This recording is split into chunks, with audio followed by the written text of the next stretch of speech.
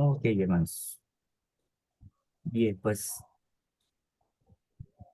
vamos a iniciar directamente. Solamente un recordatorio breve de la clase pasada. Hablamos acerca de la luz. Eh, Vimos un poquito sobre cómo estamos compuestos y vimos que hay un espíritu y un cuerpo y esto conforma al alma. Sin embargo, habíamos dicho que esta es como que la versión más simplificada que pudo ofrecernos el profeta José para que pudiéramos entender la composición de nuestro ser. Parte de esa composición de nuestro ser es la luz. La luz es algo que mantiene la existencia de todas las cosas, pero además de eso, en el caso del ser humano, la luz también actúa en forma de conciencia, es decir, lo que le da la esencia de nuestro ser, que nuestra mente esté consciente de nuestra existencia. Y entonces también hablamos sobre una emanación y vimos la conciencia mesiánica. Y dijimos incluso en la clase de Ben Sígueme que el discurso del rey Benjamín, cuando habla sobre el tomar el nombre de Cristo, no es otra cosa sino eso, es tomar conciencia mesiánica, hacer lo que Cristo haría, hacer no solamente lo que Cristo haría, sino también actuar como Él actuaría en calidad eh, de personalidad, de actitud, en fin, de todo lo que realmente es una conciencia mesiánica. Y entonces esto ayuda a elevarnos, ¿no? A que nuestra luz se incremente. Hoy vamos a hablar precisamente un poco más sobre qué significa elevación eh, y estaremos internando un poquito más en algunos conceptos de Kabbalah. Y al final solamente decíamos, bueno, eso no significa que seamos perfectos, no significa que seamos seres santificados. eh, Estamos en ese proceso y buscamos eso, pero vamos avanzando, ¿ok? Y significa que somos mejores que otras personas, por supuesto que no, solamente que vamos avanzando en una conciencia mesiánica y eso nos permite que seamos apartados. O en otras palabras, que seamos Kadosh. Se traduce como santo, pero debemos de entenderlo que un santo es alguien que ha sido apartado. Por eso nosotros somos santos de los últimos días. Somos personas que hemos sido apartadas en estos últimos días para llevar a cabo la obra mesiánica, la obra que el Salvador nos ha encomendado. Obviamente, cuando estamos viendo el- las enseñanzas de Ben Sígueme y vamos viendo cómo es que Dios tenía planeada una dispersión y después un recogimiento y restauración, entonces podemos entender que nuestra conciencia mesiánica como santos de los últimos días es ayudar en el recogimiento para la salvación, y que en otras palabras es llevar a cabo la inmortalidad y la vida eterna del hombre. Entonces, eso nos hace en Mesías. Cada uno de nosotros podemos llegar a ser Mesías y estuvimos hablando acerca de algunas cualidades que nos convierten en Mesías. Me gustaría saber solamente si hay alguna pregunta de la clase pasada, si algo quedó pendiente o falta aclarar algo.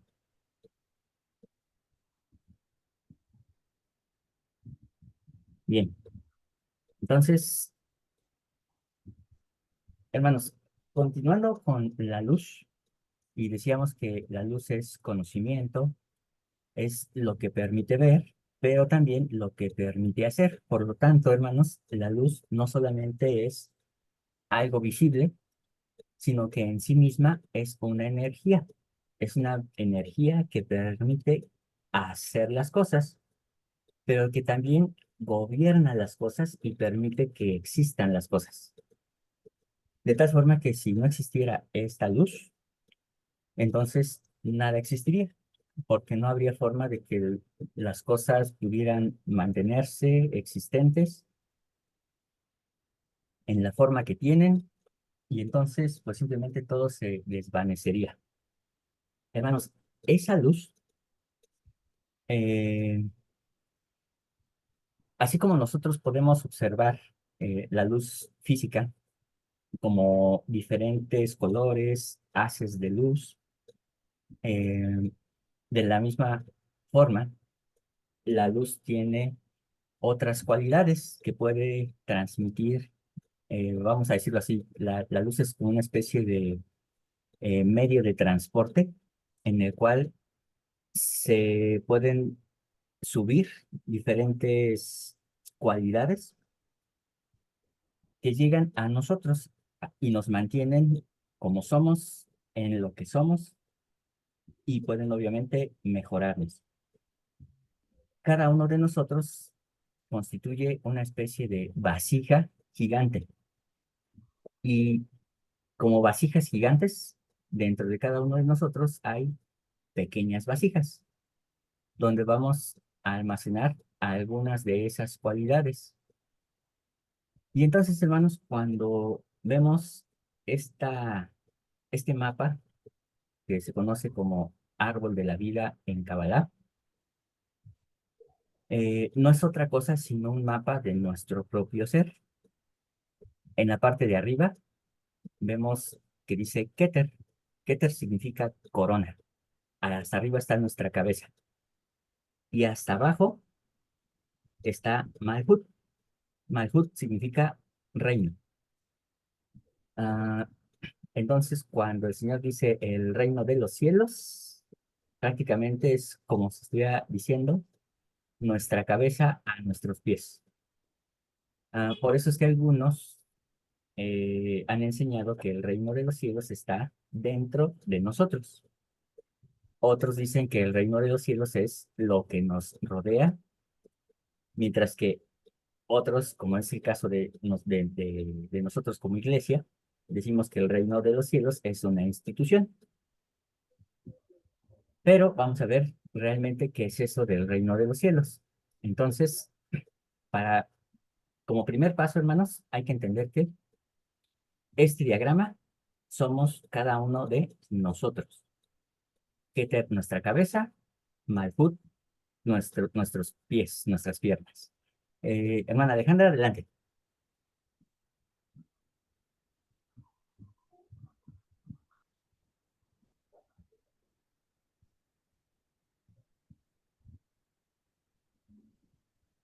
Adelante, hermana.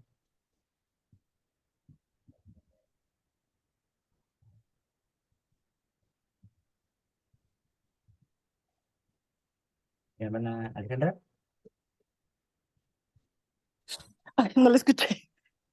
Hermano, una pregunta, bueno, un comentario de algo que yo percibo y me gustaría que me corrigiera si lo percibo mal. Me da la impresión, leyendo las escrituras y por lo último que hemos estudiado, sobre todo referente al rey Benjamín, que la forma como el reino de los cielos nos enseña es inversa a la forma como se vive en la humanidad. ¿A qué me refiero con esto? Los reyes para nosotros en la tierra son personas superiores, son personas rodeadas de autoridad, en fin, conceptuamos así el dominio y el control del mundo. Y el reino de Dios y los reyes de los que está hablando Dios, y cuando se nos habla en el templo de ser reyes, es completamente opuesto, en el sentido de que los reyes sirven. Me llama la atención porque Jesucristo, su última acción, que además fue como es él, llena de humildad, fue lavarle los pies a sus apóstoles.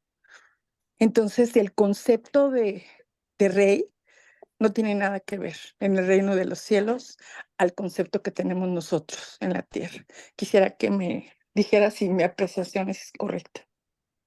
Es completamente correcta, hermana. De hecho, es interesante que en este diagrama de árbol de la vida, el reino está en los pies, está en la parte baja, eh, no es la parte alta. Obviamente todo esto tiene un significado que veremos más adelante con profundidad, pero en efecto, debería ser la conciencia de saber que el pertenecer al reino y ser reyes y sacerdotes nos coloca como servidores, no como para que nos estén sirviendo a nosotros. Esa es la gran esencia de lo que significa tener el sacerdocio. Eh, y a veces llegamos a pensar que eso ya nos constituye en dioses y somos mejores que muchas otras personas, pero no es así. Entonces, ojalá y podamos ir tomando esa conciencia de que realmente debemos ser servidores y no de que nos sirvan. Gracias, hermana. Hermana Rosalinda. Gracias. Bueno, de hecho, nuestro Señor Jesucristo dijo que Él vino a servir y puso el ejemplo. Y el favor que te quería yo pedir es que si por favor nos podrías mandar en una hoja como de la de Word el diagrama que está ahorita en pantalla para poderlo estudiar un poquito más detenidamente y asimilarlo. Bueno, en mi caso soy un poco tardada para eso, pero ese es un favor. Gracias. Claro que sí, hermana. Con mucho gusto lo hago. Muy bien. Solamente ahorita para que nos familiaricemos un poquito, darle un repaso a algunos conceptos que vemos aquí en pantalla. Entonces dijimos que Keter es corona y significa voluntad suprema, fe suprema, es todo lo que es perfecto. Y está representada, obviamente, por Elohim. Le sigue Hokmah, que significa sabiduría, y la representa Adán. Bina es inteligencia, entendimiento, astucia, y es como esa sabiduría la plantamos en la tierra. Y está representado por Eva y también por Lea. Hay una sefirá que ustedes aquí no ven, no vemos porque está oculta. Eso pertenece a los misterios de Dios. No está dentro de nosotros, es algo que viene de afuera, pero nosotros la podemos almacenar.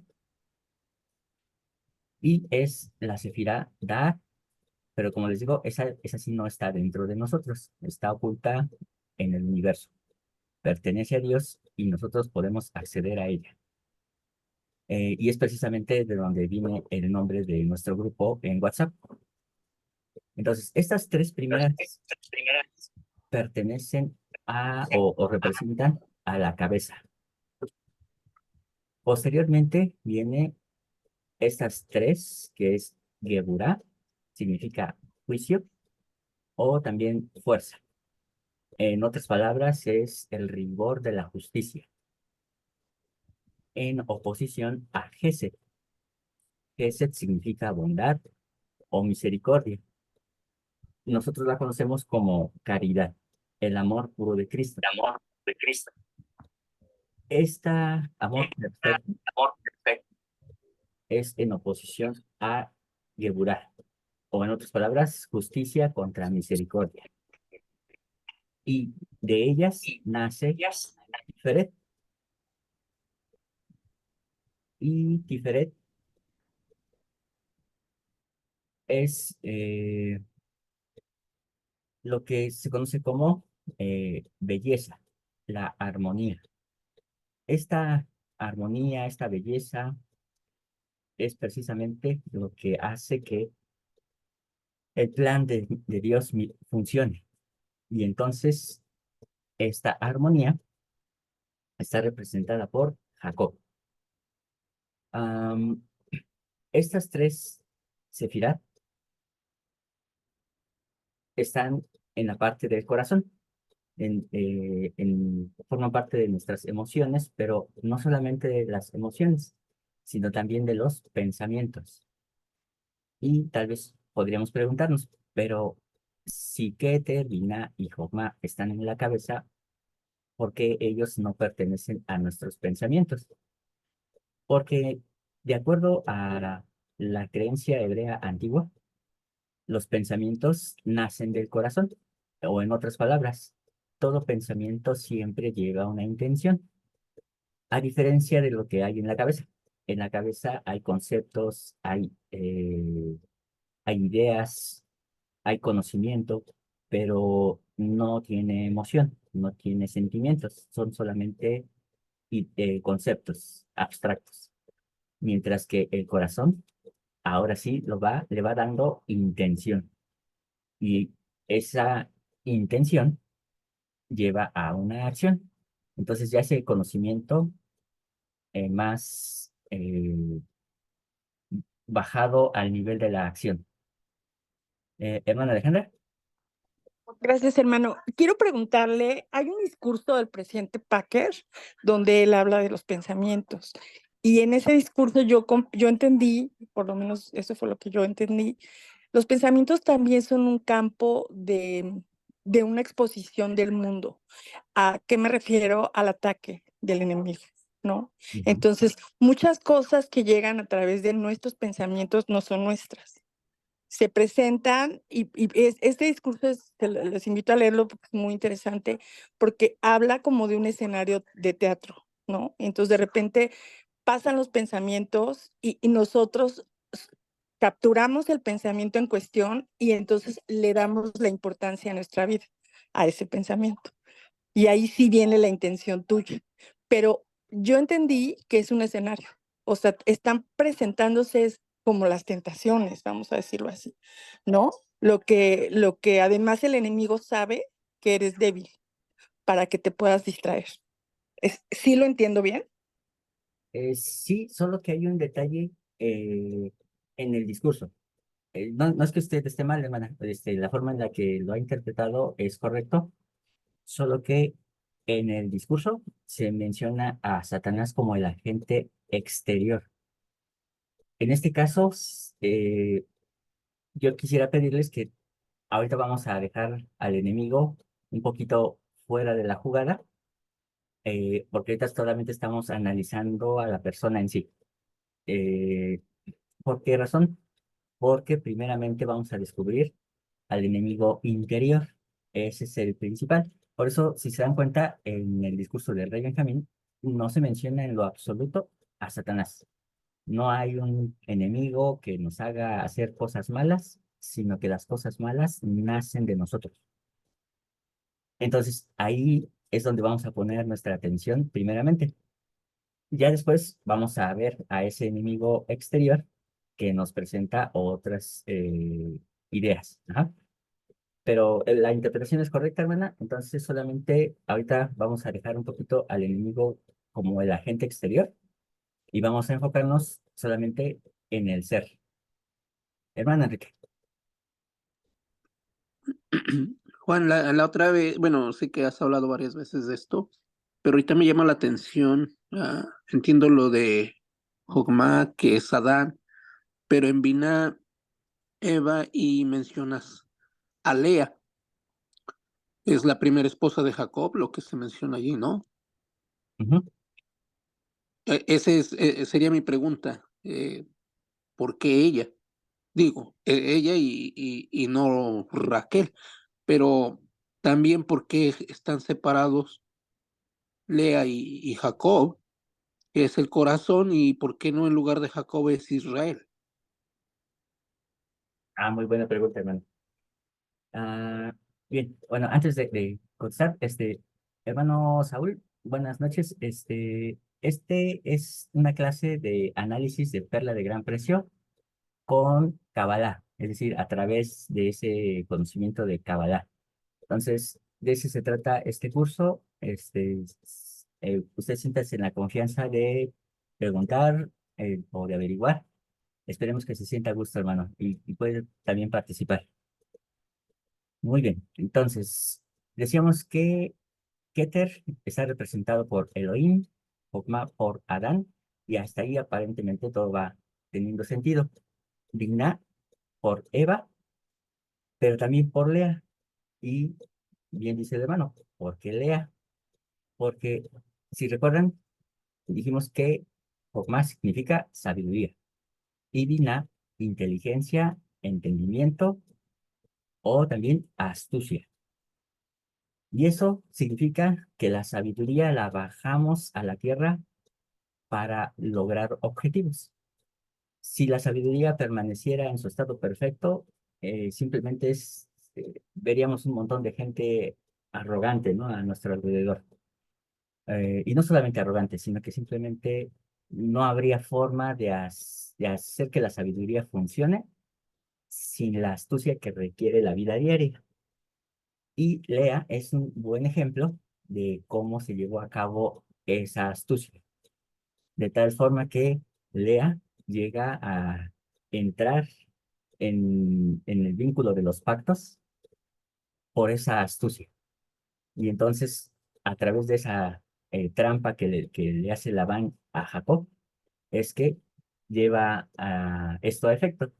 Entonces, por eso es que ella está ahí representando también esa parte del entendimiento o de la inteligencia. Y Jacob, que se encuentra en la parte del corazón, eh, bueno, cabe mencionar que no solamente es Tiferet quien se encuentra ubicada en el corazón, también está Geburá y Gesed, la justicia contra la misericordia, la cual hacen la belleza. Y entonces, ¿qué significa esto?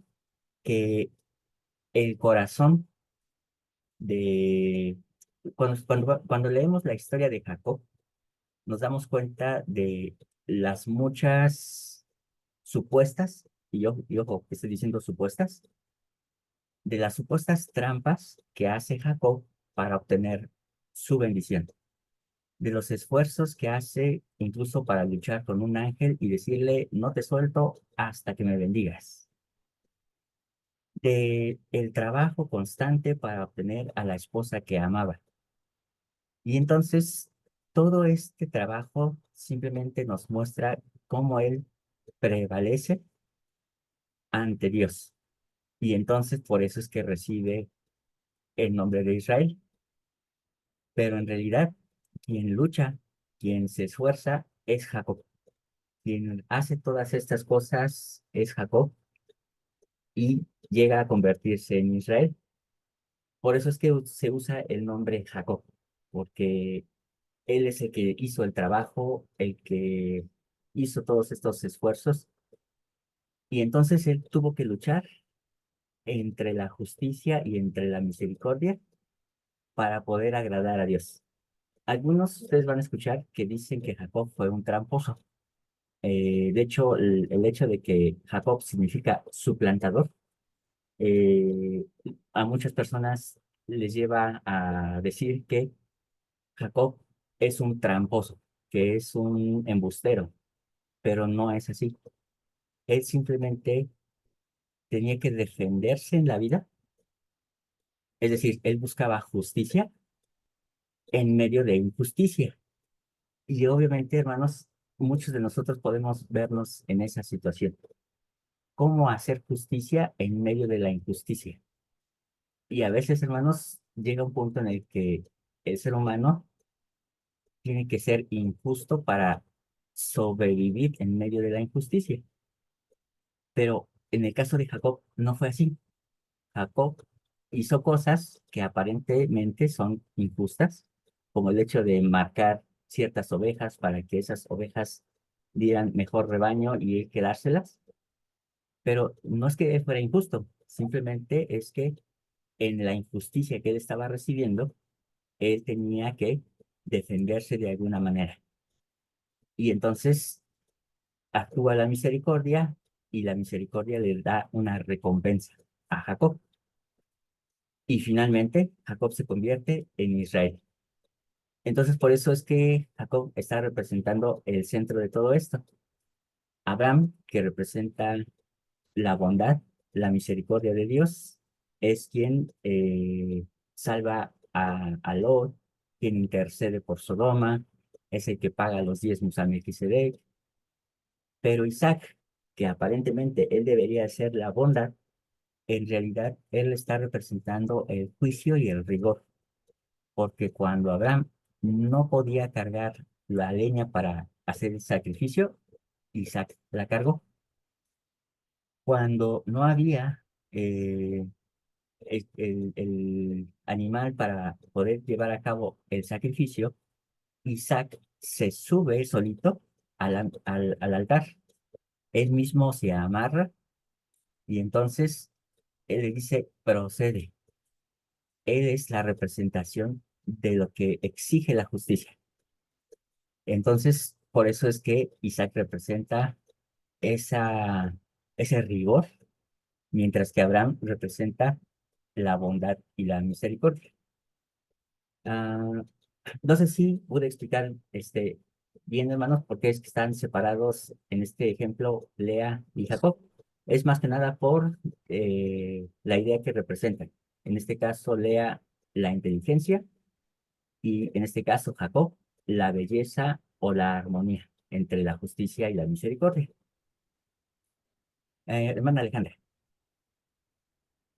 Ay, hermano, qué hermoso. Muchas gracias. Me impacta.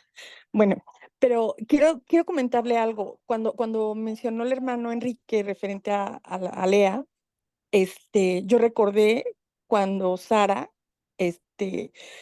cuando van a destruir Sodoma y Gomorra, y entonces Abraham está tratando de justificar la ciudad con el Señor. Y entonces ella está tras bambalinas y escucha que va a ser madre. Para estas, pues ella tiene 90 años, ¿no? Y se sonríe. Bueno, las escrituras dicen como, o sea, ¿en qué momento no voy a ser mamá? Y entonces el Señor dice, hay algo, le estoy narrando esto, no es literal, pero le dice que si hay algo que Dios no puede hacer. Y lo comento con referente a Lea, porque estamos hablando la manera como muchas cosas se desarrollan en la tierra, con referente precisamente a las ideas intelectuales de mujeres y hombres en la tierra, ¿no? Para resolver situaciones. Abraham y Sara habían recibido un mandamiento y una bendición de que serían padres de generaciones.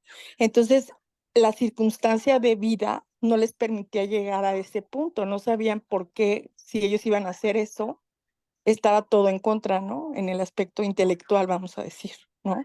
Ujú, Y muchas veces la resolución ante esas cosas es el uso de la astucia. Yo así lo interpreto. Y en aquel entonces la usanza de las esposas era tener progenie a través de sus siervas. Mi pregunta es esta. O sea, es cierto que el Señor, es cierto, o sea, hoy sabemos que el linaje físico tenía que llegar así para que los pueblos recibieran el sacerdocio y el evangelio. ujú, Pero ahí intervinieron las costumbres y las ideas y la inteligencia y la astucia. ujú. ¿Es verdad? Así es, hermana. Y esta inteligencia es lo que finalmente lleva a las personas a cometer errores, pero esos errores Dios las transforma en bendiciones. Eso es lo que trata de explicar el apóstol Pablo en su carta a los Romanos, cuando él dice, Dios permite que venga endurecimiento a mi pueblo en parte, para que así este evangelio sea llevado a todas las naciones.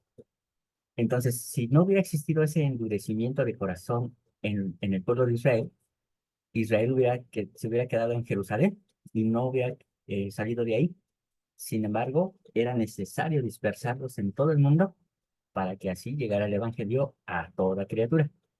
Entonces, el Señor tiene en su maravilloso plan ya todo contemplado para que nuestros errores se conviertan en el éxito del plan de salvación.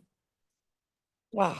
Hermano, y un comentario más. Usted nos permitió ver un video interesantísimo sobre un rey, no me acuerdo su nombre ahorita, yo no me acuerdo el nombre, pero él, donde nace el monoteísmo, ¿no? Ah, lo Y cierto. entonces, ajá, entonces, es un ejemplo también de cómo el hombre resuelve en su mundo intelectual los designios de Dios, ¿no? Entonces, él recibe mandamientos, o sea, el pueblo judío pensó que el camino para que ellos tuvieran esa integración como pueblo y continuaran pues, con lo que Dios les había pedido era la vía de una resolución de astucia, Ujú. ¿sí?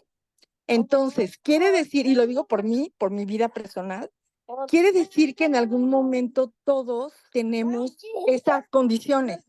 O sea, se presenta ante nosotros una bendición patriarcal o se presenta ante nosotros cosas que tenemos que realizar en el campo espiritual, pero podemos pensar que las estamos realizando, pero no consideramos a Dios. Y entonces actuamos por nuestras propias vías para Ajá. lograrlo. Y Así. entonces es cuando se rompen las cosas y es cuando cometemos muchos errores, porque no hacemos lo más importante, que es buscar la aprobación del Padre. Gracias, hermano. Y aunque sí trae consecuencias, eso no significa que esos errores no puedan ser beneficiosos. Finalmente, si nosotros nos quedamos en el error, entonces no hay elevación. Nos estancamos en donde estamos o incluso hasta podemos hundirnos. Pero si a esos errores le sacamos ventaja y entonces nos elevamos espiritualmente, viene la bendición. Y eso no significa que estemos exentos de el castigo posible por el error que hemos cometido, pero ciertamente vendrá una elevación espiritual mucho mayor en la que donde estábamos originalmente. Bien, hermanos, ya por último tenemos en la parte de abajo las siguientes tres sefirás, Hod, Yesod y Netzach, pertenecen a la parte del estómago. En la parte del estómago es donde se centran las emociones. Y en este lugar encontramos Hod, que significa esplendor, contra Netzach, que significa victoria. Y Yesod es el fundamento, es de donde parte todo. Lo interesante es que en el esplendor encontramos a Aarón. ¿Por qué? Porque Aarón vestía las vestiduras sacerdotales. Es quien lleva el esplendor de lo que es Dios en la tierra. Netzach está representado por Moisés, ya que en Moisés vemos cómo su perseverancia le permite tener éxito y victoria en todo lo que él hizo, gracias a que él se mantuvo fiel a los mandamientos de Dios. Finalmente, Yesod, que es el fundamento, encontramos a José. Y José es quien nos vincula, quien nos pone el fundamento del Mesías. Y entonces, Yesod propiamente, así solito, Yesod está representando a los órganos genitales. Y ya finalmente tenemos a Malhut, que es el reino, y está representado por David y por Raquel. El reino representa lo físico, lo material. Ahorita me queda menos de un minuto. Permítanme de una vez cierro la sesión y abro la siguiente para continuar. ¿Sale?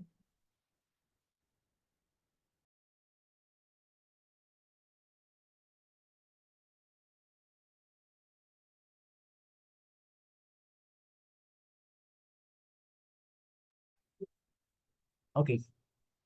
Bien, hermana. Hermana Alejandra, usted había levantado la mano para acabar la sesión anterior. Sí, muchas gracias.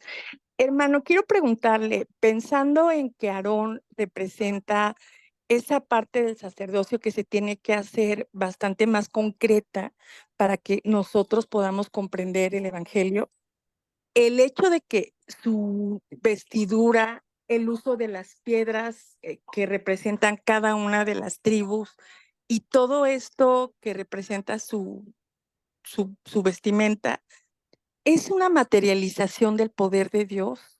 Esa parte, porque por ejemplo, José Smith maneja el Urim y Tumim, ¿no? Que son piedras. Quiere decir que entonces hay un poder en las piedras.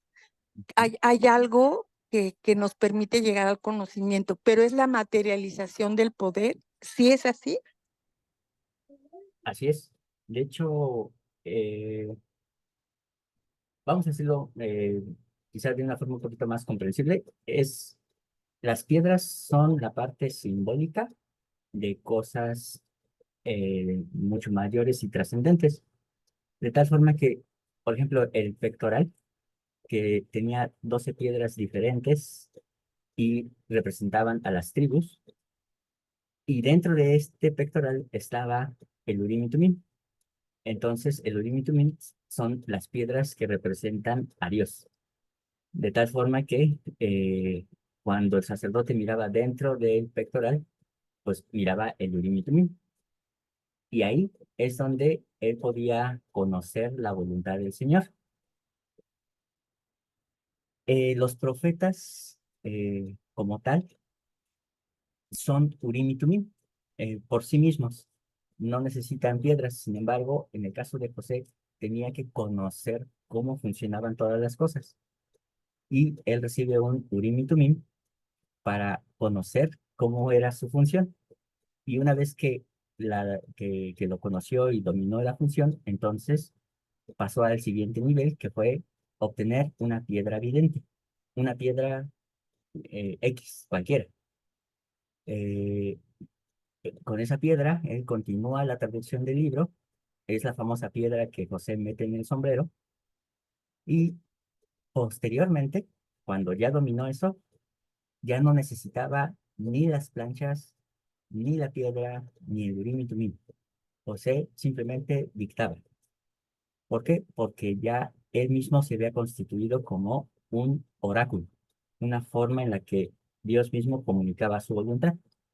Entonces, eh, finalmente, el que Dios les diera 12 piedras más un Urim y Tumim como parte de su vestidura, era una especie de entrenamiento para que el sacerdote se entrenara en las cosas celestiales. Y de la misma manera, nosotros vamos recibiendo diferentes objetos que nos van ayudando a ser, a desarrollarnos espiritualmente. Entonces, sí, hermana, eso, toda su vestimenta forma parte de un desarrollo espiritual con el objetivo de mostrar a Dios en las vestimentas del sacerdote. ¡Wow! ¡Qué impresionante! Hermano, ¿y sabe qué pensé? Yo soy maestra y al final de cuentas el aprendizaje se da con esos pasos.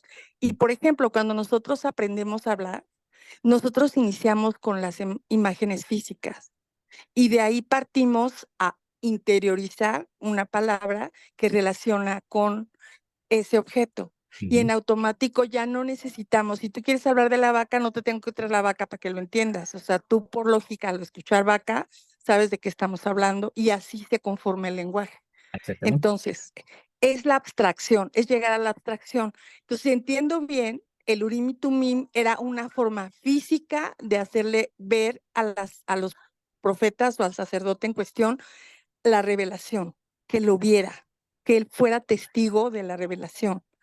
Pero hermano, es muy interesante porque además genealógicamente hablando hay una relación con Zoroastro. O sea, hay un rollo ahí porque entonces resulta que aparecen los adivinadores, ¿no? Y aparecen todas estas gentes que ya hacen cosas raras alrededor del poder de Dios. Y entonces, pues ya estorba, ¿no? O sea, ya sabemos que es parte de. Pero, Parte de lo que estamos sí, analizando claro, es esto, precisamente para saber por qué surgieron ellos. claro. Ok. Muchas gracias, hermano. Qué emocionante. Gracias por esta clase. Es un oro molido. No hay Muchas diferencia, gracias. al contrario. Hermana Mari Carmen y después hermano Enrique. Ah, hermano, yo estaba, bueno, yo así lo entiendo, perdone, es que el árbol, donde está Adán, Lea, como que yo veo que la parte donde está pues Adán, Jes, y eso, es la parte como más, ¿cómo diría yo? La más bondadosa, no encuentro, bueno, y la otra parte donde está Lea y todos los de, bueno, del otro lado, a pesar que es la inteligencia y el entendimiento, pues es mejor la sabiduría, ¿no?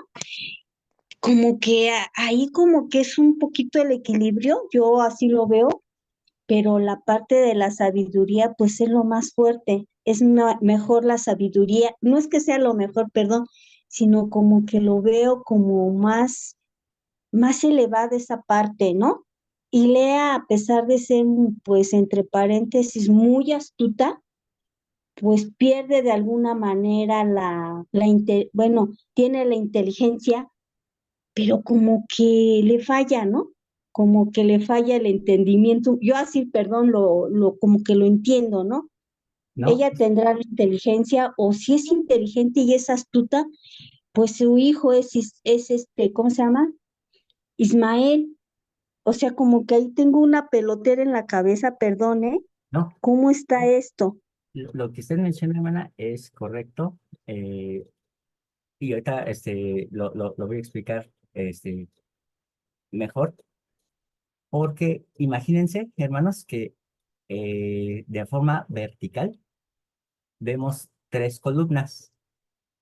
La columna donde está Jokma, Geset y Netzach es una columna que representa lo femenino, todo aquello que se recibe.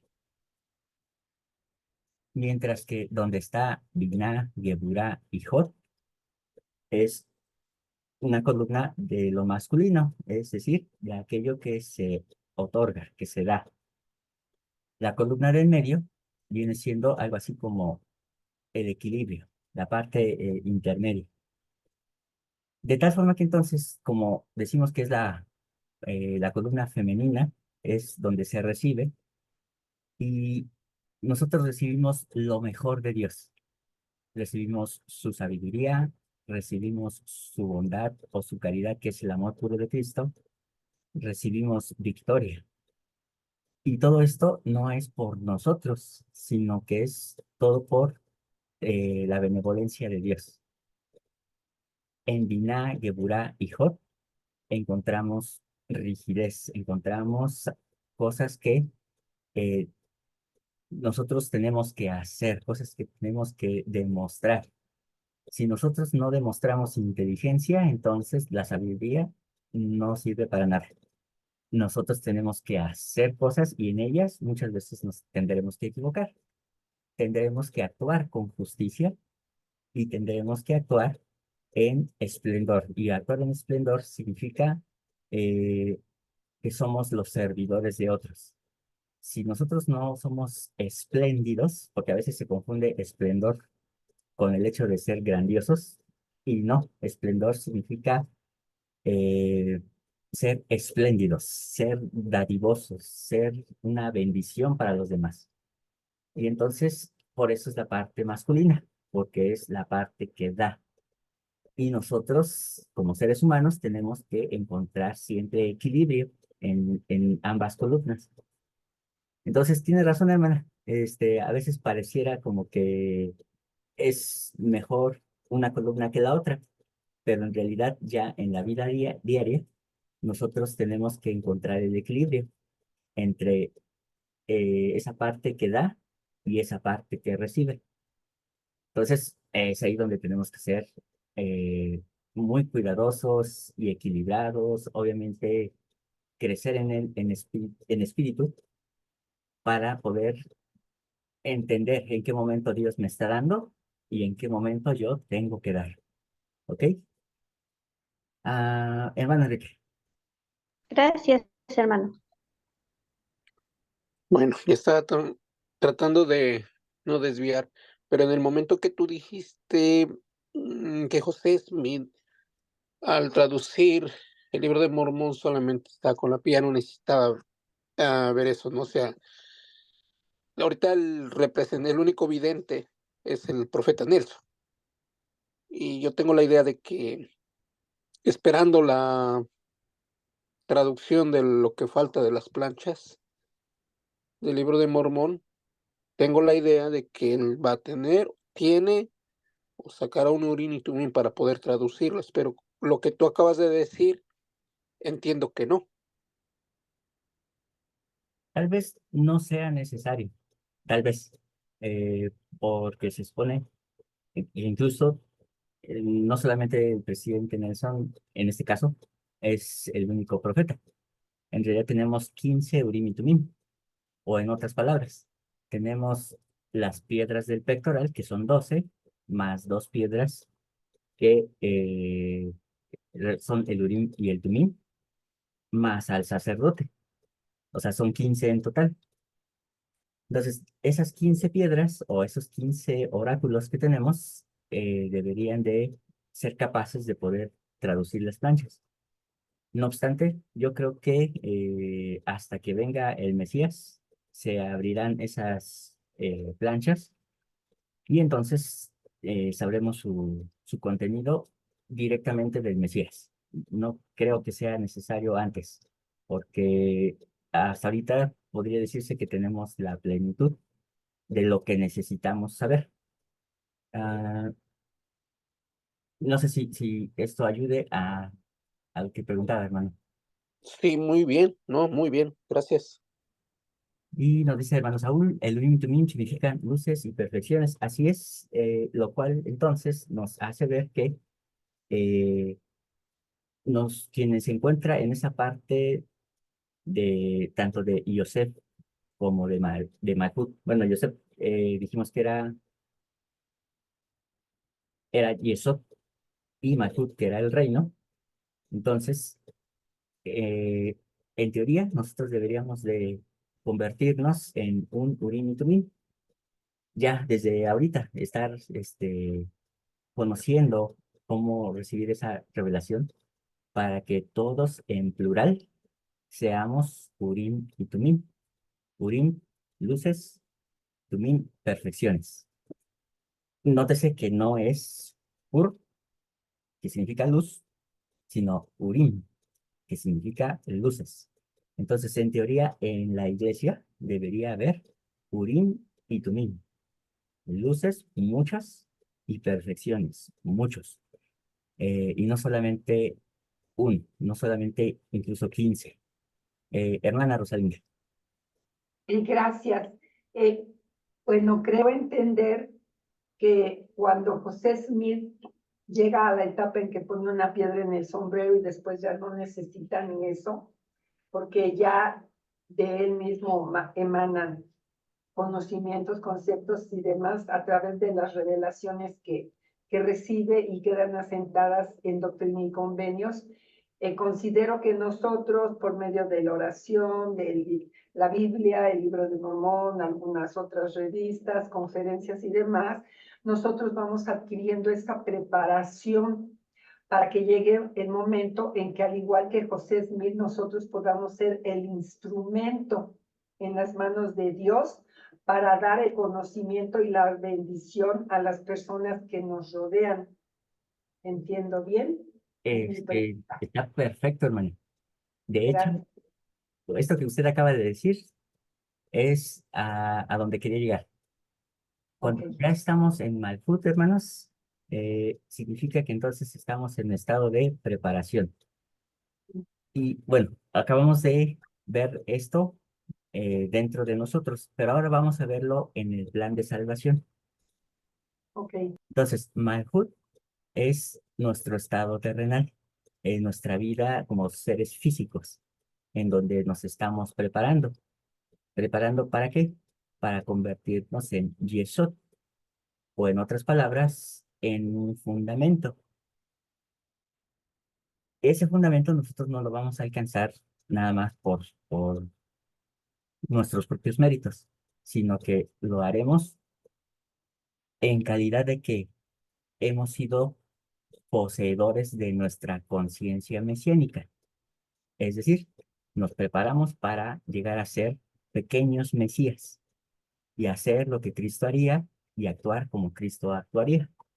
Y entonces, ahora sí, teniendo eso como fundamento, vamos a tomar del esplendor, de la victoria, de la belleza, del juicio, de la misericordia, y así iremos ascendiendo hasta llegar a la presencia de Dios.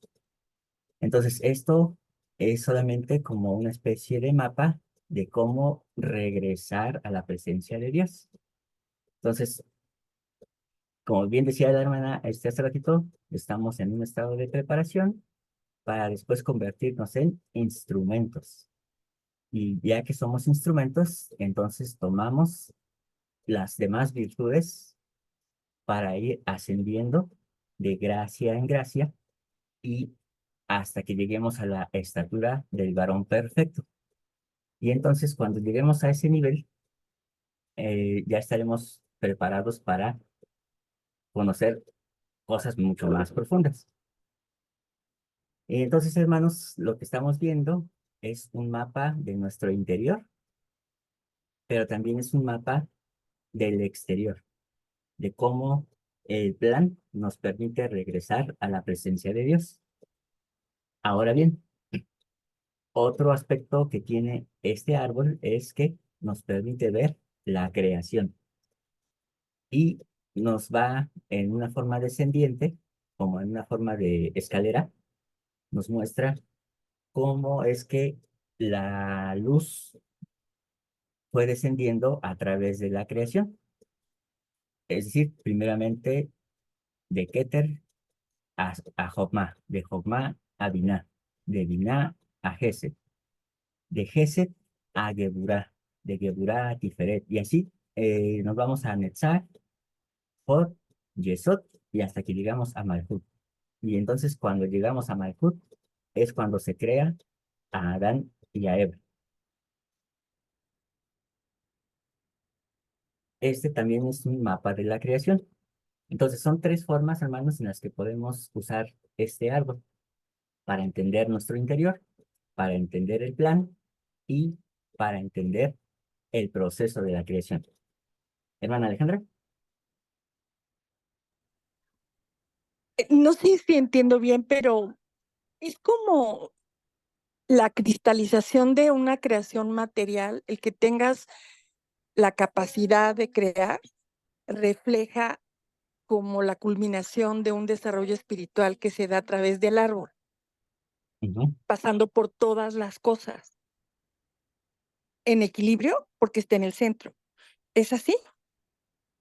Sí, finalmente el objetivo es que nosotros ascendamos y en ese ascenso vamos a ir creando ese proceso creativo que nosotros mismos hacemos, nos perfecciona constantemente.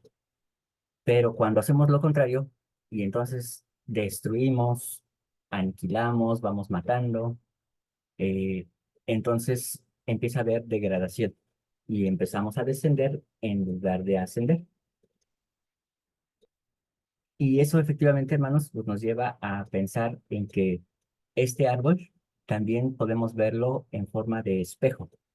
Es decir, aquí podemos verlo en forma ascendente, pero partiendo de Malhut, si lo viéramos en un espejo y el espejo está abajo, como si fuera una especie de espejo de agua, entonces vamos a ver el mismo árbol, pero en descenso. Y el árbol en descenso, hermanos, es terrible, porque nos lleva precisamente al lado oscuro, al lado del abismo. Y entonces, así como podemos llegar a ser semejantes al Altísimo, podemos también llegar a ser enemigos del Altísimo.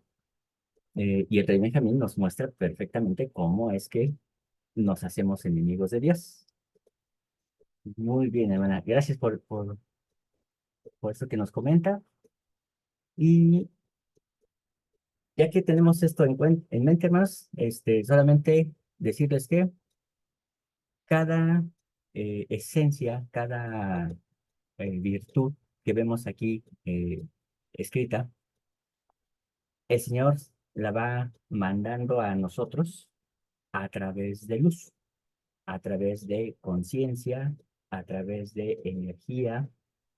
Y entonces, hermanos, eh, constantemente vamos teniendo esa luz que nos mantiene, que nos da vida, que nos sostiene no solamente como seres vivos, sino también como santo de los últimos días, que nos mantiene como sacerdotes, como reyes o reinas, sacerdotes y sacerdotisas, y de esta manera es como el Señor nos permite que seamos poseedores de la esencia que Él mismo tiene. Entonces, cuando en las clases pasadas, cuando hablamos de emanación, ahí está,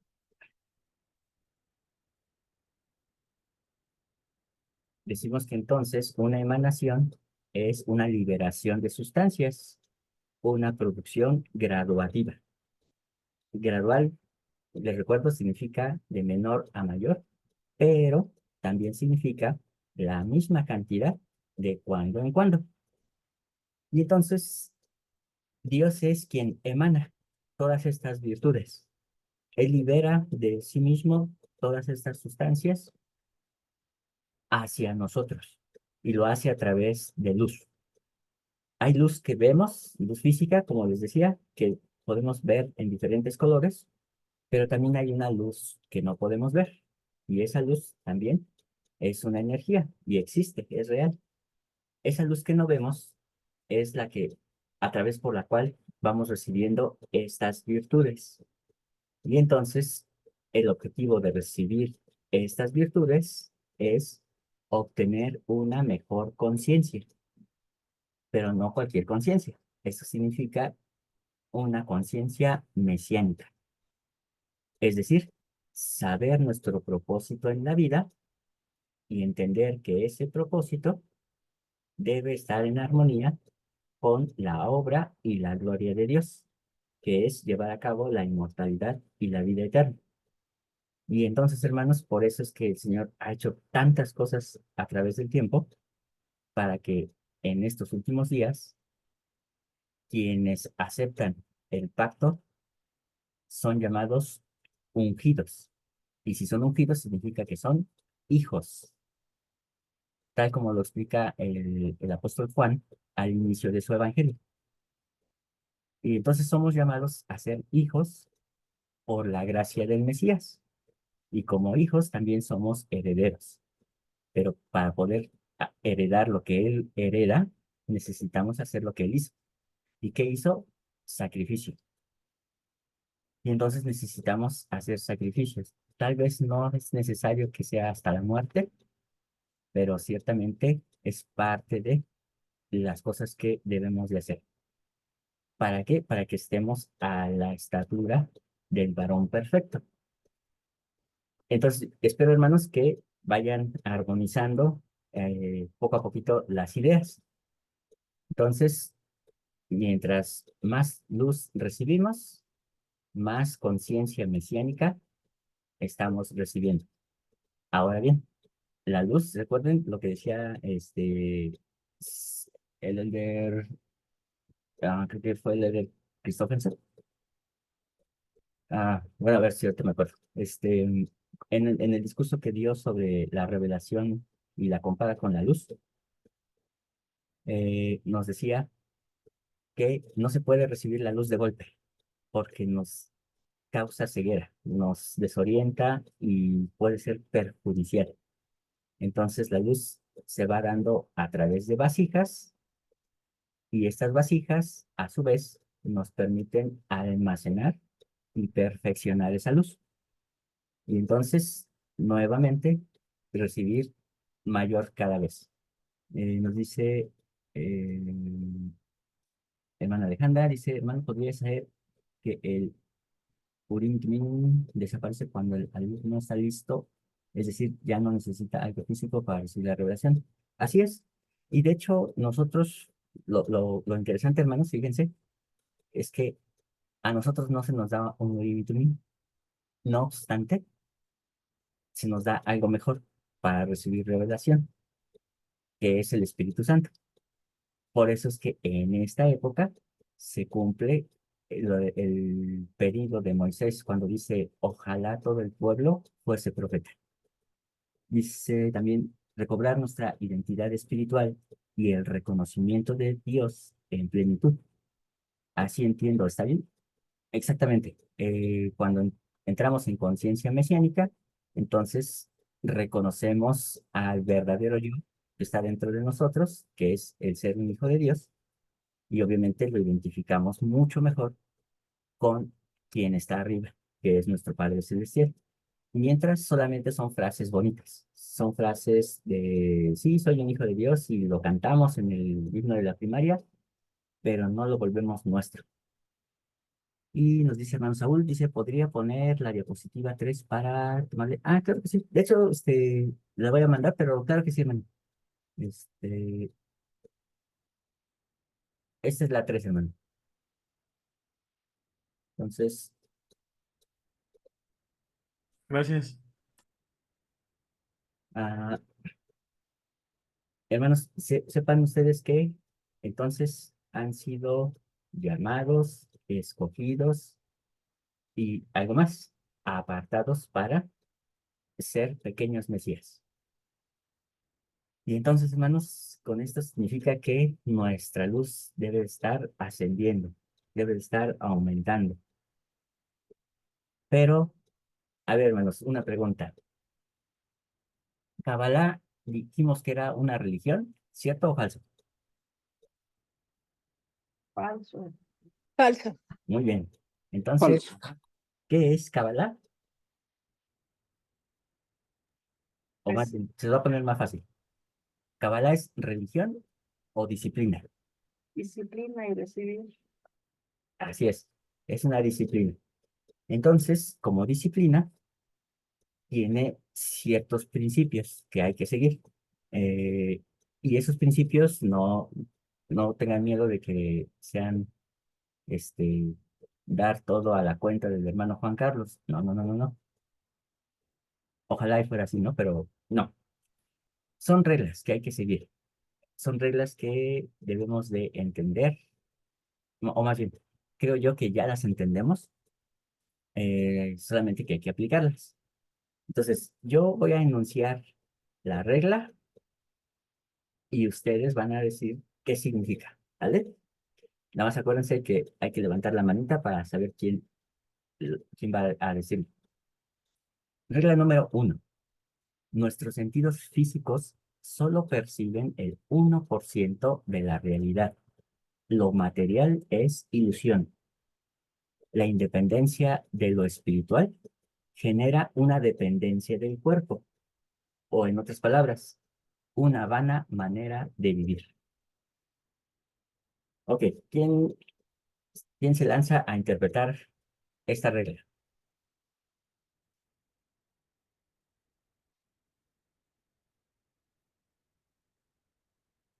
Adelante, hermana Alejandra. Yo lo interpreto, es un enunciado que tiene mucha profundidad, hermano, y impresionante. Nosotros en la actualidad sabemos sobre la física cuántica y sabemos que lo que nos rodea efectivamente no existe, ¿no? Puede ser como lo que pasa en la computadora en el sentido de una reproducción, ¿no? Este, la visión y nuestros sentidos en general, los 5 sentidos, reproducen ese porcentaje de la realidad. En realidad nosotros no vemos la realidad. El esfuerzo para ver la realidad representa, según lo que yo comprendo, el despertar de la conciencia. Cuando tú despiertas la conciencia que va alimentada por la fe, que sería un principio de poder, empiezas a desarrollar una percepción del mundo diferente. Y un ejemplo muy claro de lo que pasa en la Tierra es la forma como los seres humanos enfrentan la muerte. Su muerte, la muerte de sus seres queridos, da un ejemplo claro de estas cosas. Cuando hablamos de la muerte de los otros, pues todos somos mortales y sabemos que nos vamos a morir, es como muy fácil hablar de la muerte. Pero no es así cuando te toca vivir la muerte de un ser querido directo o tu muerte misma. Entonces, los procesos de conciencia en ese momento son los que te van a permitir ver la realidad de lo que es real. Esa sería mi interpretación. Muy buena, hermana. Es muy buena interpretación. Y en efecto, la física cuántica nos ha comprobado que la realidad no es lo que vemos. Que incluso el hecho de que una persona esté en un punto de, del mundo no significa que esté en el mismo punto en el universo. Y entonces, aparentemente estamos estáticos en un solo lugar, pero en realidad estamos en movimiento. La materia no es del color que la vemos. De hecho, ni siquiera sabemos si realmente tiene esa textura, solamente es lo que nuestros sentidos físicos nos permiten percibir. Y obviamente, hermanos, caer en las garras del mundo físico es terrible, porque entonces no habremos alcanzado nuestro objetivo para el cual venimos a esta tierra. Por eso, hermanos, cuando dice en el libro de Abraham, y con esto los probaremos para ver si harán todas las cosas que el Señor su Dios les mandare, no está hablando de ser probados con mandamientos, de ser probados con una exageración de leyes, sino de ser probados con los materiales. Con estos materiales probaremos si harán todas las cosas o caerán en el engaño. Pero no porque Dios quiera engañarnos, sino porque nosotros mismos decidimos caer en ese engaño. Y entonces, hermanos, es muy importante entender que existe una realidad que no percibimos y es la mayor realidad, es el gran porcentaje de esa realidad. Si nosotros nos dejamos engañar por ese 1%, entonces nuestra vida en la tierra habrá sido vana. Ah, postulado número 2. Siempre está presente la ley de causa-efecto.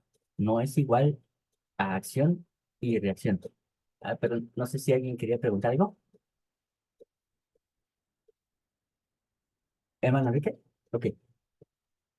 Y solamente diciendo esto se me viene a la mente, Juan. Entonces, ¿será que no sé ni cómo ponerle título, a eso que ahorita se está mencionando como realidad, no es, no está aquí, la realidad está en otro lugar? Exacto. O a lo que llamamos, ahora sí que realmente la realidad está en otro lugar que no está aquí. Eh, Esto podríamos llamarlo, perdón por el título, pero es una especie de Matrix. Y Ah, decía ahorita la hermana, este es como una especie de programa de computadora, eh, donde posiblemente de pronto se apague y veamos las cosas como realmente son. Sí, sí, hermano. sí, eso es lo que quería. Muy bien. Muchas gracias, hermano. Bien, no sé si alguien quiera interpretar el postulado número 2. Siempre está presente la ley de causa-efecto y no es igual a acción-reacción.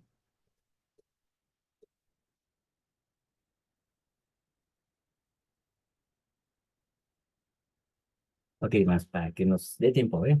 Bueno, me lanzo.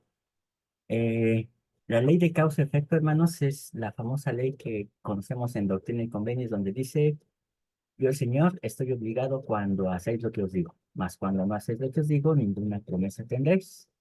Todas las bendiciones, perdón, existe una ley decretada en los cielos sobre la cual todas las bendiciones se basan. Y cuando obedecemos esa ley, entonces recibimos la bendición sobre la cual estaba basada, ¿no? Pero no es lo mismo acción que reacción, es decir, Dios no reacciona y nosotros tampoco deberíamos reaccionar, sino simplemente actuar con base a las causas. Si nosotros somos seres reaccionantes, entonces significa que estamos dependientes de los sentidos y volvemos a caer en el engaño de lo material. Por eso debemos de ser seres actuantes y no seres reaccionantes. Hermana Alejandra. Hermano, me sorprendió mucho la última clase que nos enseñó y nos habló referente al Salvador. Digo, El Salvador es impresionante siempre, pero me impactó que nos dijera la manera de cómo él enfrenta su agonía física. Ujú. Entonces, no parte de la desesperación, no parte de esa visión de una realidad que está aquí y que es la única que ves. La grandeza de él parte del dominio de las cosas a extremo de que lo convierte en enseñanza. Exacto. Eso me llama la atención por lo que ahorita usted está diciendo. Ser reactivo es una persona menos consciente, porque es presa de lo que alcanza a ver. Entonces yo reacciono frente a ti porque pues es lo que veo, hasta donde veo. Cuando tú ya tienes más autodominio, más control de las condiciones interiores, entonces tienes más capacidad de respuesta frente a un mundo material que no existe. ¿Sí? ¿Es así? Exactamente. Wow. Y nos dice hermana Rosalinda, estamos en el mundo, pero no somos del mundo. Y, hermanos, esa frase que a veces es muy trillada, en realidad debe de hacernos resonar en nuestra mente por el hecho de que somos seres actuantes y no seres reaccionantes. Los seres reaccionantes son los seres del mundo, aquellos que decidieron integrarse a lo material. Pero como no somos del mundo, nosotros estamos elevando nuestra conciencia, entonces nosotros debemos ser seres actuantes, es decir, que tomamos conciencia de nuestras acciones. El siguiente, hermano, se entiende por sí solo. Siempre hay una oposición en todas las cosas y con ello está la permanencia del albedrío. Creo que está bastante claro. Cuarto, la luz es energía de la vida y sostiene todas las cosas. Quizá esta es un poquito más eh, espiritual, más conceptual. Sin embargo, hermanos, creo que también la entendemos porque el Evangelio de Juan, Doctrina y Convenio, sección 93, nos enseña muy bien tocante a la luz, lo que es la luz y cómo es que está presente en todas las cosas, a través de todas las cosas y sostiene todas las cosas. Bien, hermanos, se acaba esta sesión y la cierro de una vez para abrir la siguiente.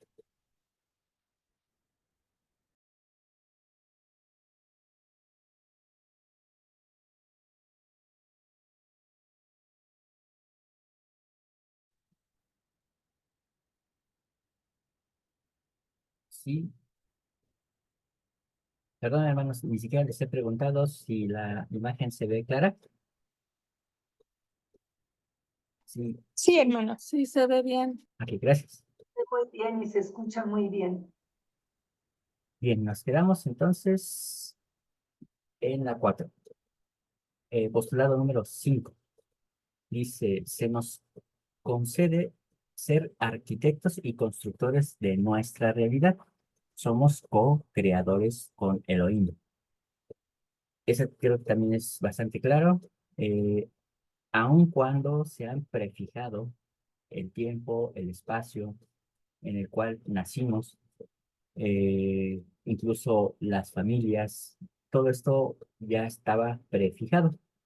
No obstante, nuestro albedrío nos concede el privilegio de poder decidir y en el momento de la decisión nos constituye en co-creadores con Dios. Eh, Entre más vayamos perfeccionando esto y obviamente nuestro conocimiento, pues nos permitirá entonces crear cosas mayores, hacer cosas mayores, que era precisamente a lo que se refería el Mesías cuando dijo que quien tiene fe como un grano de mostaza podrá decirle a un monte, quítate y pásate para allá. O hacer cosas mayores que las que él hizo estando en vida. Hermana Alejandra. Hermano, quisiera hacer un comentario referente a la luz, porque para mí la luz siempre ha sido algo muy importante y siempre lo he buscado. Muy breve, por Eh, favor. Yo tengo la idea, la impresión de que nosotros tenemos sangre en el cuerpo y la sangre finalmente tiene una importancia porque hemos sido salvos por la sangre de Dios, ¿no? Eso nos permite tener la salvación. Pero yo pienso cuando las escrituras narran las presencias de los seres celestiales, siempre hablan de seres brillantes, de seres que tienen, en fin, y describen a Dios y describen a Jesucristo en esos términos. Yo siempre he pensado que parte del proceso cuando nosotros recobremos nuestro cuerpo es que dentro de nuestras venas corra luz, que sería lo que permitiría que nosotros pudiéramos parecernos a Dios. Digo, eso que estoy diciendo es algo que a mí se me ha ocurrido y lo comparto. Gracias, hermana. Y bueno, aquí solamente habría que hacer lo iremos descubriendo poco a poco, pero hay ángeles hay seres de luz que son seres de luz, pero hay seres celestiales que no son seres luminosos, que pueden estar aquí en la Tierra y pasan por humanos comunes. Y bueno, ya descubriremos más adelante algunos ejemplos, pero hay seres celestiales que incluso pueden visitarnos, comer con nosotros, se van, no los volvemos a ver jamás en la vida, y sin embargo fueron seres celestiales. Y hay otros que sí, son sumamente luminosos, más que la luz del mediodía. Bien, entonces seguimos con el 7. Ah, no, perdón, 6. Los sonidos de las letras son frecuencias vibracionales y por lo tanto son energía. Ojo con esto, hermanos. Yo creo que es también bastante claro. Hay energía que construye y hay energía que destruye. Hay energía que da forma y hay energía que deforma. Entonces, nuestras palabras dicen más de lo que creemos, porque recuerden que en nuestras palabras hay energía y es lo que más transmitimos a una persona. Entonces, quienes tengan hijos, por favor, háblenles con la mejor energía. Quienes tengan a seres que realmente aman, nunca les hagan sentir una energía negativa. Postulado 7. Nuestra mente es resultado de la percepción de nuestro universo. Si nuestra proyección es finita, entonces hay finitud en, en el universo.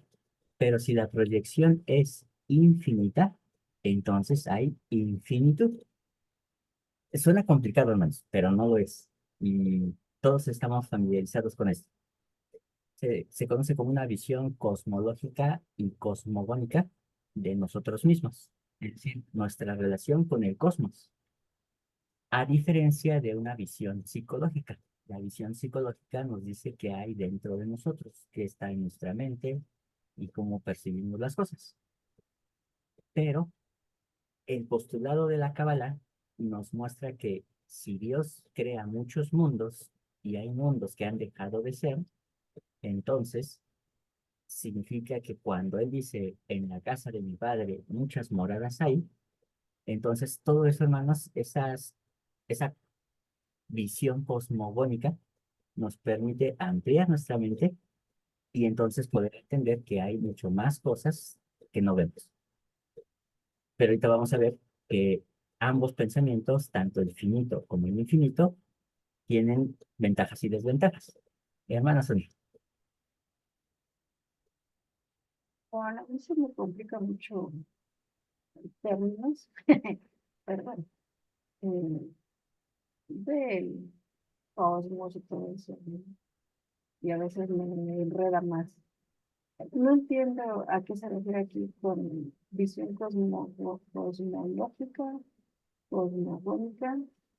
No, o sea, no Muy puedo, bien. o sea, a lo mejor no propiamente dirigido a esto, pero en general, ¿cómo puede ser una visión cosmológica y una cosmogónica? Muy bien. Ah, para no entrar así como que en muchos rollos, cosmogónico es así como que nuestro origen en el cosmos, cómo se originó todo. Cosmológico es como nuestra relación con el cosmos, o sea, con el universo en general.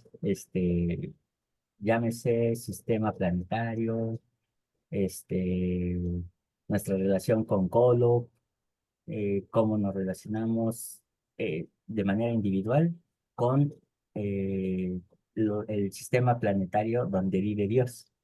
Entonces, toda esa cúmulo de conocimientos es lo que hace que nuestra mente eh, tenga determinada visión.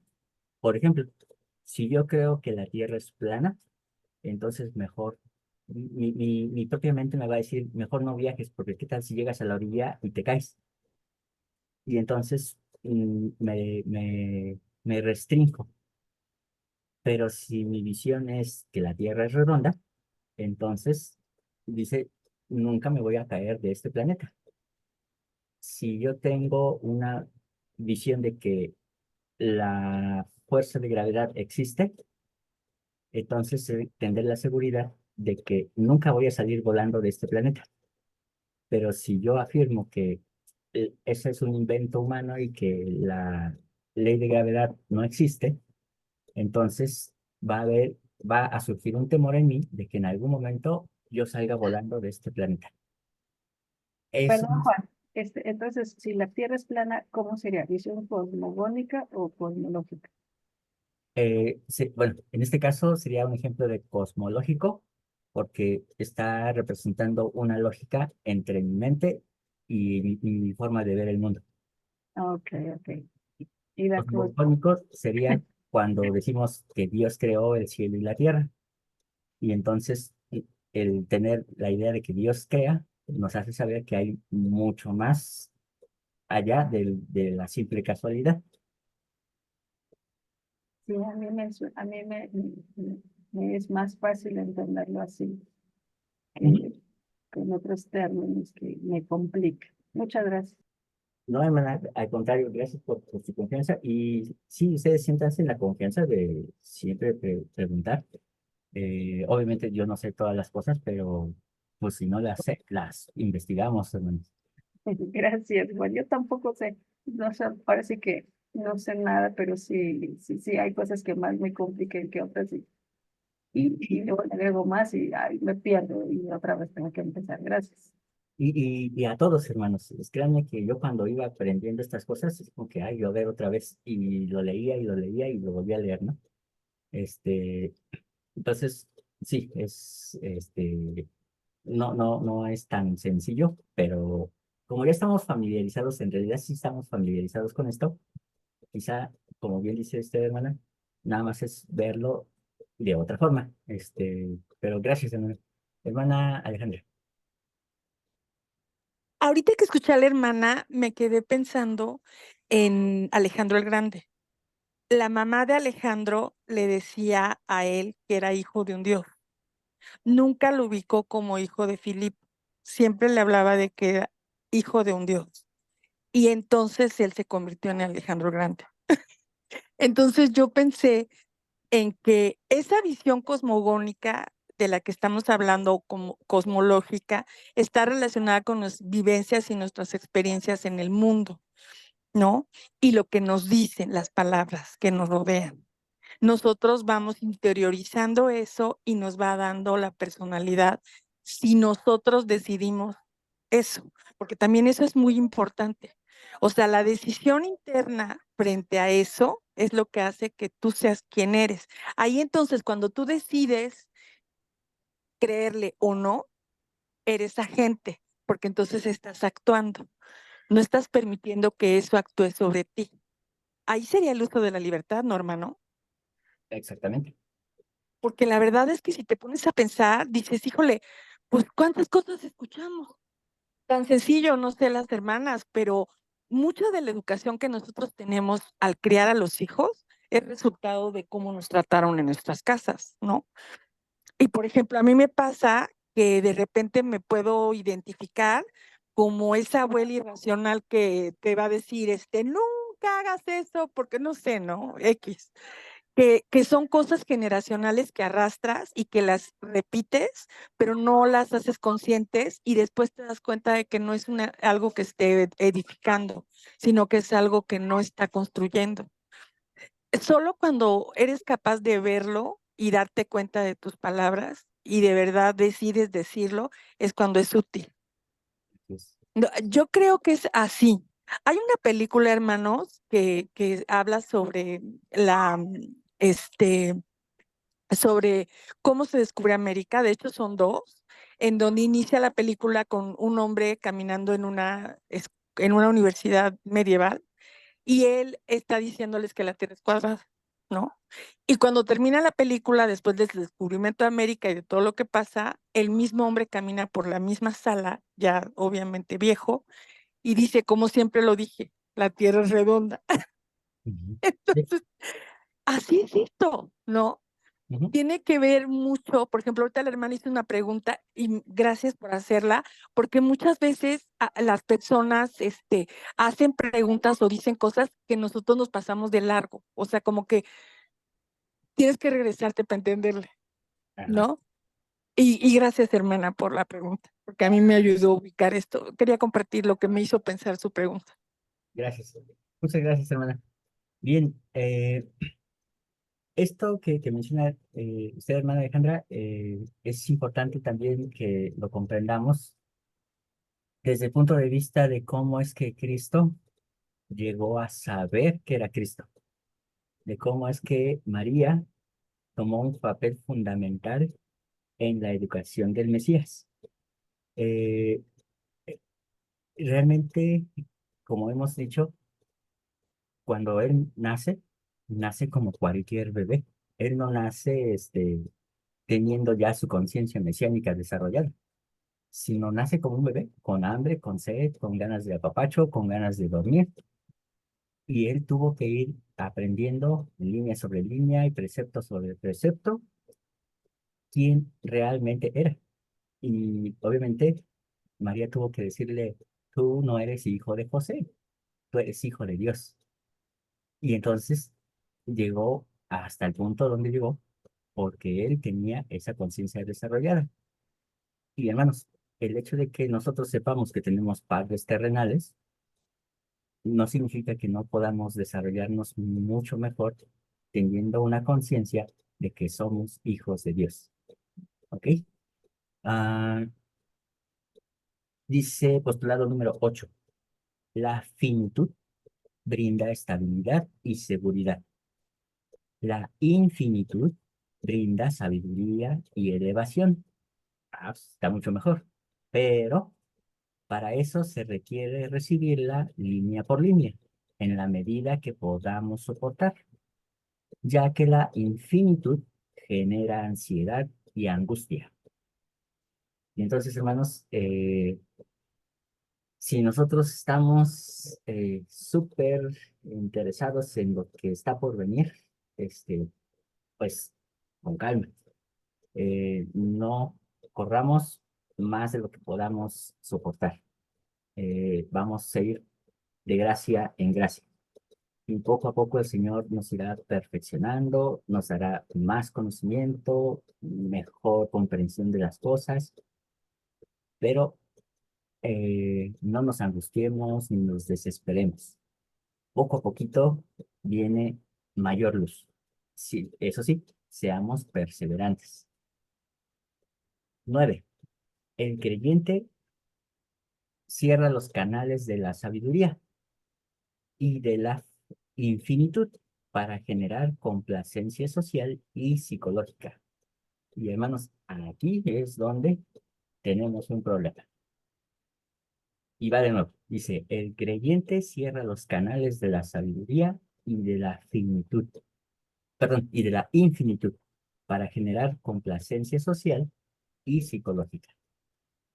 Y es cuando entonces decimos, esta es la iglesia verdadera. Y no puede haber más iglesia verdadera. Pero ese es precisamente el gran problema de por qué mucha gente no nos cree, porque creen que la suya es la verdadera. Y entonces, ¿qué pasa? Que cerramos los canales de la sabiduría, por decir, somos la iglesia verdadera. Es que esta es la única iglesia que tiene el poder del sacerdocio. Y los musulmanes, ellos también son hijos de Abraham, y Abraham tenía sacerdocio. Entonces, obviamente, hay algo que tenemos que esperarnos, dejar que el Señor nos dé línea por línea y precepto por precepto. No podemos cerrarnos a decir, eh, somos los únicos con revelación. Hay mucha gente afuera que está recibiendo luz y que está creciendo de gracia en gracia y que no es de nuestra iglesia. Entonces, eh, debemos de pensar que mientras Dios controle todas las cosas, Él estará dando luz a todo aquel que lo busque, a su manera y en su tiempo. Pero no cerremos esos canales para que entonces sigan abiertos a mayor luz y a mayor crecimiento. Y finalmente, el postulado número 10 nos dice, existen realidades paralelas dentro de la verdad eterna. Y la verdad es las cosas como son, como eran y como han de ser. Entonces, el hecho de que existan realidades paralelas no significa que una realidad no exista porque no la veo. Pero mucho mejor es que todas esas realidades paralelas forman parte de una sola verdad eterna. No hay verdades a medias, ni mi verdad y vuestra verdad, sino es la verdad y punto. Y dentro de esa verdad están las realidades. Hermana Alejandra,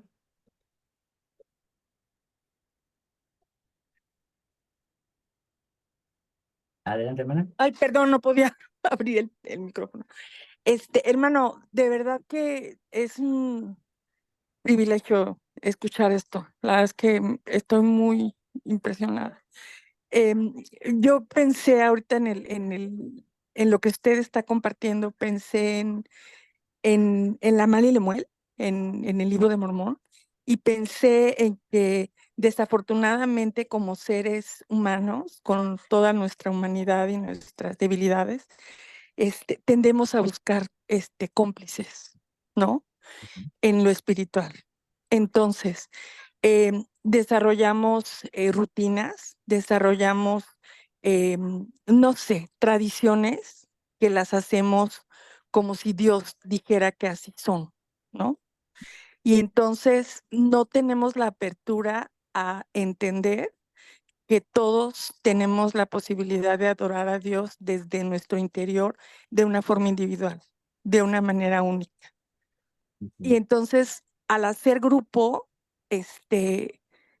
socializamos y nos hacemos convenientes, ¿no? Y entonces hacemos un protocolo de cómo tienen que ser las cosas. ¿Sabe también qué pensé? Pensé en el presidente Thompson, cuando él toma su servicio, cuando se hace profeta. Y él, una de sus características fue la persona, hacer la individualidad de los programas. Porque entonces solíamos hacer programas por hacer programas, ¿no? Y entonces en la sociedad de socorro y en las mujeres jóvenes y toda esta historia se convertía en una tradición social y se perdía la esencia de las cosas que era el ser individual y la búsqueda del mismo, en el servicio y el amor auténtico hacia el otro. Y ahorita que lo estaba yo escuchando, dije, híjole, es una línea tan delgada porque algo que yo he sentido durante todas sus clases como muy importante es la doctrina de Jesucristo en el sentido del amor hacia los otros. Y si eso se pierde, no importa que sepas Juan 25 o te sepas Apocalipsis 34 o sepas toda la doctrina de pe a cabeza, ¿no? Entonces, es como, gracias por todo lo que nos está compartiendo. Le mando un abrazo. Gracias, hermana. Y hermanos, eh, dentro de todo esto, pues obviamente habrá una lucha, ¿no? Decíamos al inicio de este curso, eh, de pronto hay conceptos como que no están encajando en el dogma que se nos ha sido inculcado. Una de ellas es, por ejemplo, la existencia de Satanás, ¿no?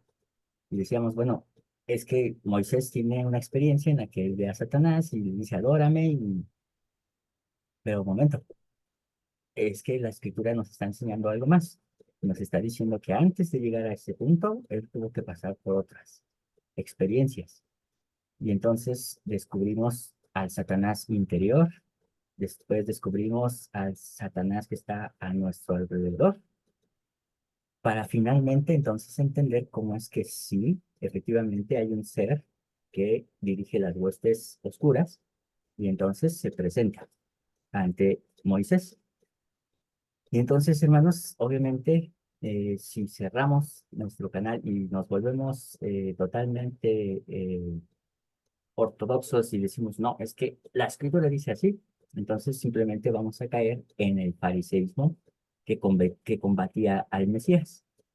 Y entonces empezamos a cerrar y a creer como que Dios ya reveló y ya no va a revelar más.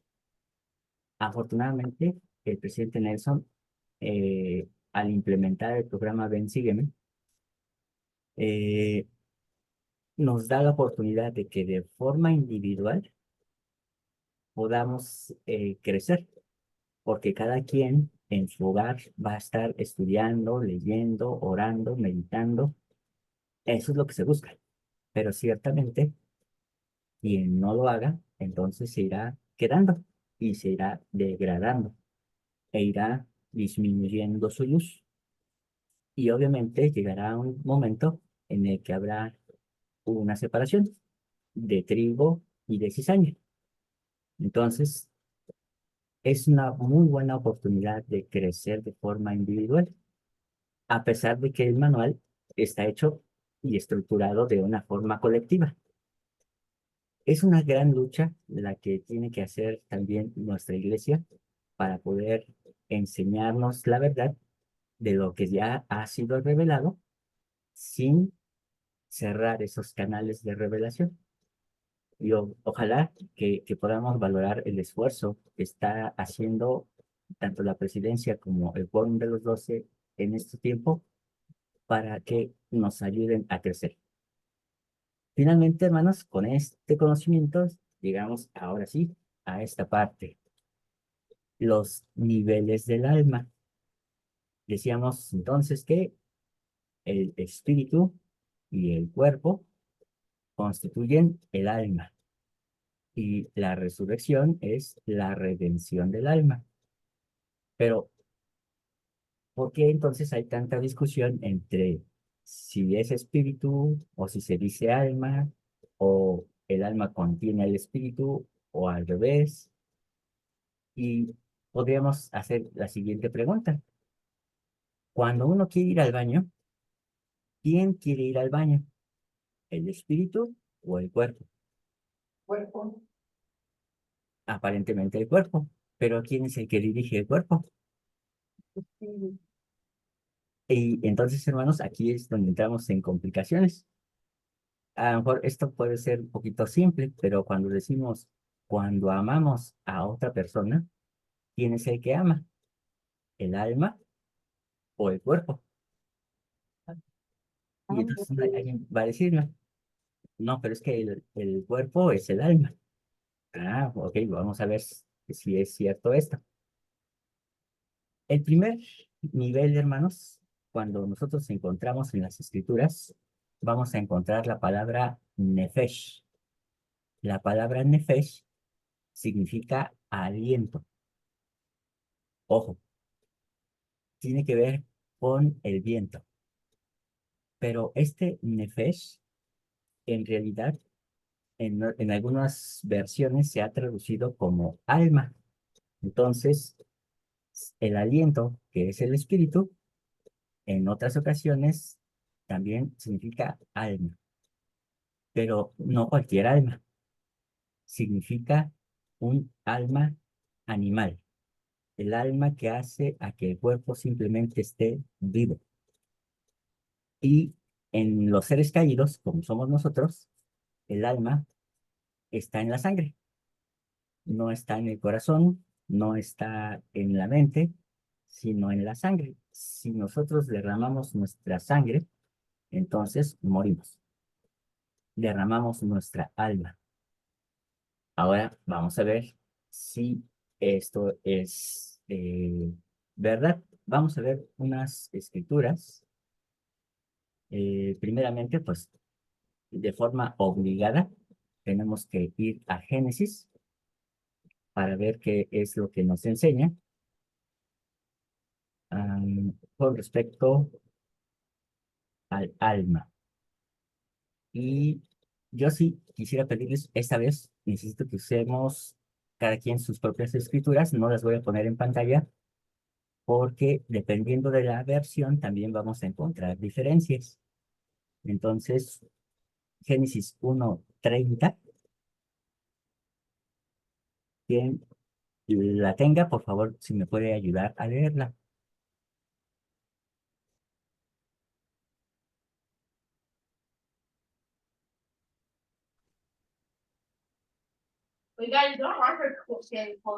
Y a toda la bestia de la tierra, perdón, y a todas las aves de los cielos, y a todo lo que se arrastra sobre la tierra, en que hay vida, toda hierba verde le será para comer, y fue así.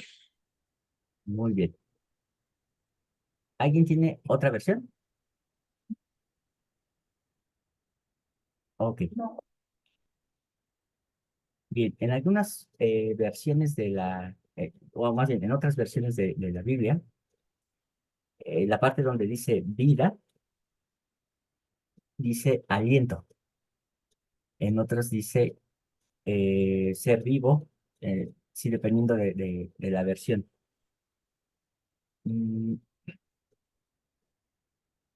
Y obviamente estas diferencias en las traducciones, hermanos, es lo que nos ha llevado a discusiones entre iglesias, a poder pensar que el espíritu es una cosa diferente del alma, pero nos está mostrando este versículo que el concepto de vida tiene que ver con un alma. Y déjenme solamente, como ya nos queda poquito tiempo, eh, mostrar la forma general. Ya la próxima semana vamos a ver algunas escrituras precisas. En Efesios, entonces, hermanos, que significa aliento, se refiere a el alma que mantiene a la persona con vida. Lo que lo hace que se mueva, que camine, que vaya al baño, es simplemente vamos a decirlo así, un alma animal. Después de esa alma viene otro nivel que se conoce como Ruach en hebreo y se ha traducido como espíritu. La palabra espíritu significa viento. Y el Ruach, hermanos, tiene que ver con la parte emocional, con esa parte en la cual está más identificada con nuestro ser, pero no es la plenitud del ser. Es solamente aquello que nos motiva, y aquello que nos da alegría, gusto, pero también obviamente nos hace reconocer la tristeza y el dolor. Es aquella que nos permite tomar decisiones que tiene que ver con nuestra vocación, con lo que nos da gusto hacer, ¿no? El detalle, hermanos, es que el Ruach, eh, para este entendimiento, hermanos, debemos de también entender que en nuestro vocabulario común, en español, decimos que una persona tiene el feeling o decimos también que tiene el espíritu al hacer algo en su vida. Voy a poner un ejemplo. Alguien, por ejemplo, que se dedica a las artes escénicas. Y entonces, cuando alguien se desarrolla con plenitud en el escenario, se dice que esa persona hace las cosas con espíritu, que tiene el espíritu para hacer las cosas. Y entonces nos estamos refiriendo a eso, al Ruach, a ese nivel del alma. Un artista que realmente transmite el sentimiento a través de una canción, de una pintura, de una melodía, es alguien que hace las cosas con espíritu. Quizás hemos escuchado que alguien dice, es que esa persona tiene espíritu de cobardía. Y el espíritu de cobardía es alguien que simplemente puede ser que se avergüence de algo que le ha pasado, que prefiere mejor no abrir su boca para no sentir vergüenza. Y entonces dice el apóstol Pablo, Dios no nos ha dado espíritu de cobardía. Entonces, si nos damos cuenta, el término espíritu no está siendo usado en una forma de objeto, sino en una forma de intención, en una cualidad del ser. Y entonces, hermanos, cuando, cuando leamos la palabra espíritu, debemos de comprender que no siempre se refiere a un ser, sino también se refiere a una cualidad de ese ser. Así que en la sección 50 de Doctrina y Convenios vamos a encontrar el que se nos invita a analizar los espíritus. Pero esos espíritus que se habla en la sección 50 es la intención de las personas. Hermana Rosalinda. Gracias. Referente a cuando alguien actúa en el escenario o interpreta melodías en un instrumento musical, yo he escuchado la palabra don. Tiene el don de la música, tiene el don de la actuación. Aquí no lo mencionas tú, pero ¿se puede usar ese término? Qué bueno que lo menciona, hermana. Ah, finalmente, nosotros, ojo, cuando nosotros desarrollamos nuestros talentos, los, nos eleva hasta un punto del espíritu.